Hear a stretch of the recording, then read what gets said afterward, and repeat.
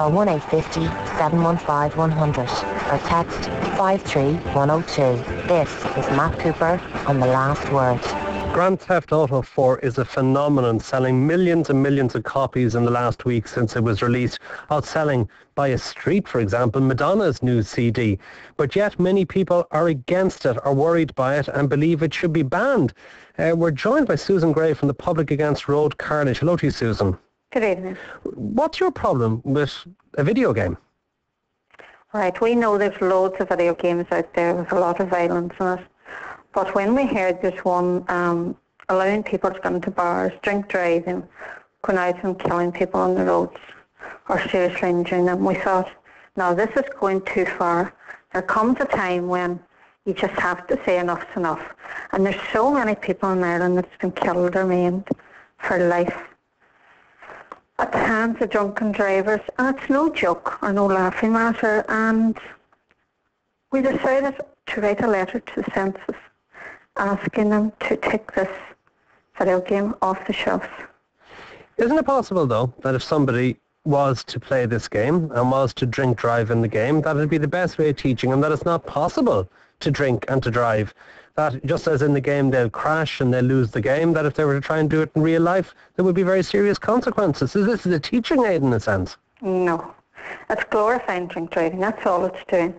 And we look at it, what is the point in spending loads of money? The road safety authorities, they're doing brilliant work in their ads saying they're fair for drink and drive. And then the government has agreed now to lower the drink driving limit. And on the other hand then, with PlayStation games coming out, it's glorifying. It's practically saying it's okay, that drink driving is just a game. It's a bit of a laugh. It's no laugh. But then if you take that to another step, if you had any movie in which somebody is drinking and driving, or if you have somebody speeding, like car chases that you have in movies, wouldn't you logically say if you're going to ban Grand Theft Auto, then you're going to have to start doing the same to movies? No, that's just sitting, watching a movie. This has gone a step further. They're actually taking part. They're actually driving. They're going into the bars. You know, it's a different level altogether. You can't compare it to watching something on the telly.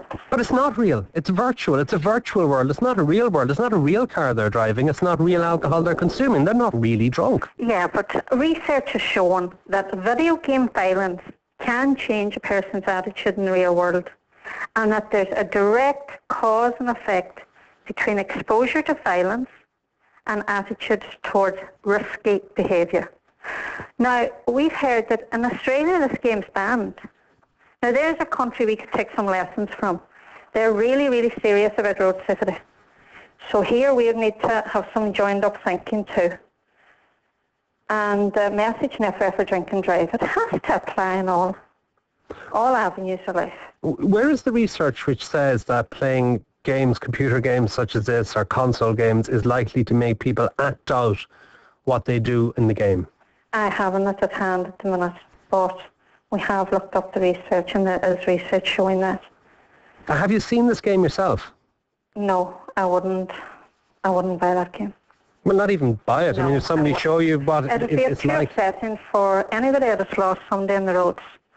It's very, very upsetting to even think of watching something like that. And we have been informed by a load of people, families, you know, mothers and fathers, that they're refusing to buy this game for their children.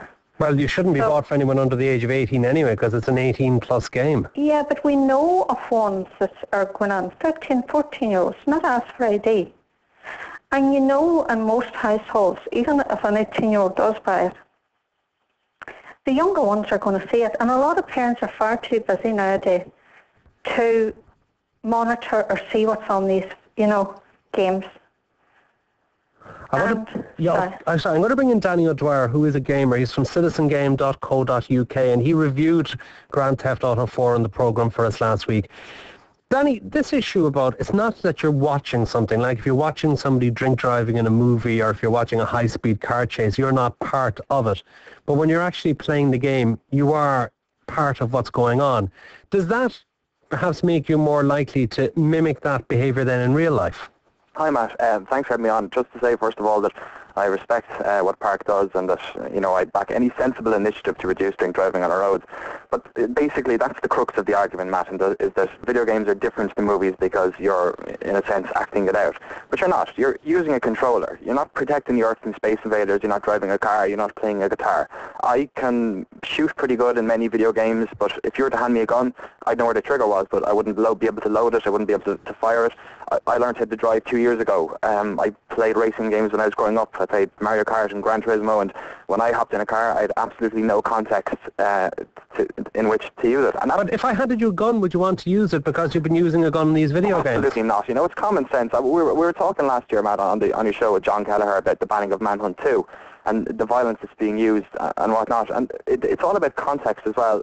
There is a context for drinking and driving in this game. You don't have to drink drive, first of all. This is something that comes from the game. We're making very specific decisions to go to a bar. There are lots of different entertainments you could do in this game, and then to get in a car. Once you get out of the bar, you can just as easily get into a taxi or walk. And the funny thing is, I was discussing this with my friends yesterday in college, and for some reason, myself, I got a taxi, one of my friends got a taxi, and the third person who was there decided to hop in a car and drive and was chased by the police. And we were wondering why we made that decision. But in the end, it doesn't matter. These are decisions made by informed adults in the context of a virtual world. They don't translate backwards. There's absolutely no scientific proof, apart from American pseudopsychology you'll read in a tabloid, to suggest that there's long-term violent behavior after playing video games. The type of research you're talking about is the context of getting a child to blow an air horn and then making them play violent video games for 20 minutes and then getting them to blow the air horn again. And then by deducing the length of the air horn being longer after playing the game, that they've got some sort of violent behavior. It's complete bunkum. And, you come out of a cinema after watching a Jackie Chan movie and you're doing all the moves in the lobby as you're walking back to the car, but that doesn't mean you're going to go out and start chopping people's heads off with your sword. It's complete common sense we're talking about here. Okay, I'm going to finish with you, Susan Grey from Public Against Road Carnage. And given that an awful lot of people in this country are very concerned about drink driving and speeding and all the desperate things that happen on the roads, is this the right target for your organisation to go after? It's one of our targets. Anything that we notice that comes to our concern, and we were alerted to this by many, many people. And when we agree that something is wrong, in our hearts we know, no, they've just gone too far this time. And we have to speak out and say our view, and that is our view, and that is the view of many, many parents in this country. And we would like to alert parents of what is in this game. And let them make up their own mind. A lot of them are making up their own mind already, not to buy it. Susan Grey from Public Against Road Carnage and Danny O'Dwyer from citizengame.co.uk. Thank you both for joining us. Back after this. 100 to 102 Today FM. The last word with O2. Broadband designed with your happiness in mind. O2 Broadband. Let's change the way we work. This is Matt Cooper on The Last Word. One listener thinks it's good that Grand Theft Auto 4 encourages to get a taxi when you're drunk. Lots of comments coming to 53102. The vast majority believing there is no danger involved in this game whatsoever. Some people, though, saying that it is an issue of parental responsibility, keeping it away from under 18s, and also people do have to realise that you shouldn't mimic what happens in this particular game. We're going to be hearing about Declan Kidney as the new Irish rugby coach.